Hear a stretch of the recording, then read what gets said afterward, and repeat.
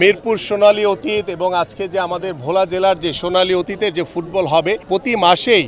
বাংলাদেশের এক একটি ডিস্ট্রিক্টে গিয়ে আমরা চাচ্ছি যে এই ধরনের প্রীতি ফুটবল ম্যাচের মাধ্যমে বা অন্যান্য খেলার মাধ্যমে আমরা প্রত্যেকটি জেলায় উপজেলায় আমরা খেলাধুলাকে আবার নতুনভাবে একটি জাগরণ সৃষ্টি করতে চাই, যে জাগরণের মাধ্যমে সামাজিক একটি পরিবর্তন চাই, আমরা রাজনৈতিক একটি গুণগত পরিবর্তন চাই এবং রাষ্ট্রীয়ভাবে পরিবর্তনের মাধ্যমে আমরা একটি সমৃদ্ধশালী এবং একটি মানবিক বাংলাদেশ গড়তে চাই। লম্বা করে বাড়িয়েছেন উদ্দেশ্য মাঠে জানতে ওই স্বৈরাচার যেভাবে বাংলাদেশের গণতন্ত্রকে হরণ করেছে, বাংলাদেশের রাষ্ট্রীয় প্রতিষ্ঠানগুলোকে দলীয়করণ করেছে, ঠিক তেমনিভাবে বাংলাদেশের ক্রীড়াঙ্গনকেও দলীয়করণ করে বাংলাদেশের ক্রীড়াঙ্গনকে ধ্বংসের পথে নিয়ে গেছে এবং গত 17 বছরে বাংলাদেশের ক্রীড়াঙ্গন থেকে আমরা তেমন কিছু অর্জন করতে পারিনি। আমরা চাই সেই দলীয়করণ থেকে মুক্ত হয়ে আমরা আগামী ক্রীড়াঙ্গনকে আমরা একটি দলীয়করণ মুক্ত ক্রীড়াঙ্গন হিসেবে গড়ে তুলতে চাই এবং আমরা সেই স্বৈরাচার আমল থেকেই আমাদের মাননীয় ভারপ্রাপ্ত চেয়ারম্যান জনাব তারেক রহমানের নির্দেশনায় আমরা বাংলাদেশের প্রত্যেকটি বিভাগে আমরা আরাফাত রহমান কোকো স্মৃতি ফুটবল টুর্নামেন্ট অনুষ্ঠিত করেছি।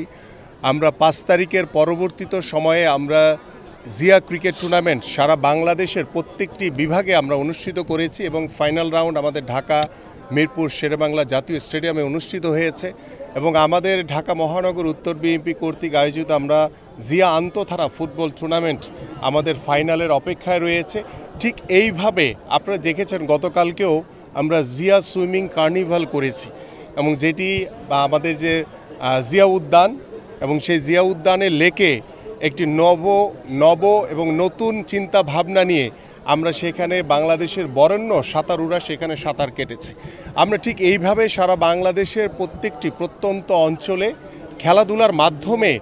আমরা আমাদের ভবিষ্যৎ প্রজন্মকে একটি সুস্থ জাতি হিসেবে গড়ে তুলতে চাই এবং খেলাধুলার প্রতি আকৃষ্টতার মাধ্যমে যেখানে গত 17 বছর দেখেছি যে আমাদের যুব সমাজ মাদকের দিকে আকৃষ্ট হয়ে ধ্বংসের পথে চলে গেছে, মৃত্যুর করাল গ্রাসে তারা আক্রান্ত হয়েছে। আমরা সেই মাদক থেকে আমাদের সন্তানদের ভবিষ্যৎ যুব সমাজকে আমরা খেলার মাঠে আকৃষ্ট করে আমরা একটি মাদক মুক্ত সমাজ গড়তে চাই। আল্লাহ পাক যদি আমাদেরকে আগামী জাতীয় সংসদ নির্বাচনে বাংলাদেশ জাতীয়তাবাদী দল বিএনপিকে নির্বাচিত করে, আমরা ইতিমধ্যে সিদ্ধান্ত নিয়েছি, আমাদের মাননীয় ভারপ্রাপ্ত চেয়ারম্যান জনাব তারেক রহমান সিদ্ধান্ত নিয়েছেন যে আমরা প্রত্যেকটি স্কুলে ক্লাস 4 থেকে আমাদের যে ন্যাশনাল কারিকুলাম রয়েছে সেখানে ক্লাস 4 থেকে 5টি ইভেন্টকে খেলাধুলার 5টি ইভেন্টকে বাধ্যতামূলক করা হবে এবং সেই খেলাধুলার মাধ্যমে আমরা যেভাবে আমাদের ভবিষ্যৎ প্রজন্মকে সুস্থ একটি জাতি হিসেবে গড়ে তুলতে পারবো, ঠিক আমাদের বাংলাদেশের ফুটবল ক্রিকেট বা বিভিন্ন স্পোর্টসের যে পাইপলাইনে খেলোয়াড় তৈরি করার কথা, সেই খেলোয়াড় তৈরির একটি রাস্তা তৈরি হবে। ঠিক একইভাবে আমরা আপনাদের মনে আছে যে 80-র দশকে যে নতুন কুড়ি অনুষ্ঠিত হয়েছিল, শহীদ রাষ্ট্রপতি জিয়াউর রহমান সাংস্কৃতিক অঙ্গন থেকে বিভিন্ন প্রতিভাবানদেরকে নিয়ে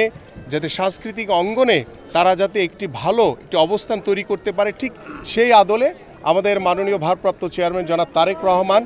নতুন কুড়ি স্পোর্টস নামে একটি কর্মসূচি আমরা হাতে নিয়েছি। আমরা বাংলাদেশের প্রত্যন্ত অঞ্চলে যে সকল প্রতিভাবান ক্ষুদে খেলোয়াড় রয়েছে তাদেরকে দায়িত্ব নিয়ে ইতিমধ্যে আমাদের মাননীয় ভারপ্রাপ্ত চেয়ারম্যান অনেক কয়েকজন ফুটবলারের দায়িত্ব নিয়েছেন, আমাদের ক্ষুদে দাবারুদের দায়িত্ব নিয়েছেন। ঠিক এইভাবে আমরা বিভিন্ন জায়গায় যেখানে প্রতিভাবান খেলোয়াড় রয়েছে তাদেরকে আমরা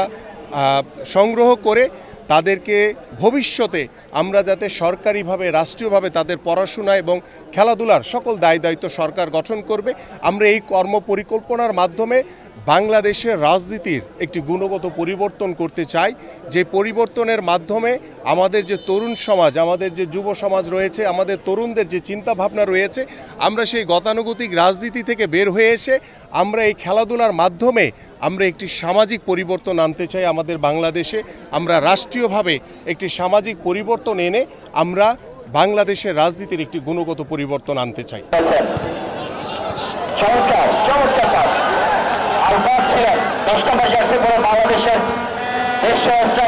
ব্যক্তিগতভাবে দীর্ঘদিন পরে আজকের এই ভোলা স্টেডিয়ামে উপস্থিত হয়ে আমার অনেক পুরাতন যারা দীর্ঘদিন যারা স্পোর্টসের সাথে জড়িত আছে তাদের সাথে দেখা হয়েছে। আমরা পর্যায়ক্রমে শুধু ফুটবল না, এখানে ক্রিকেট থেকে শুরু করে বিভিন্ন স্পোর্টসের মাধ্যমে আমরা ভোলা জেলাকে আরও ক্রীড়াঙ্গনের একটি সমৃদ্ধশালী জেলা হিসেবে গড়ে তুলতে চাই।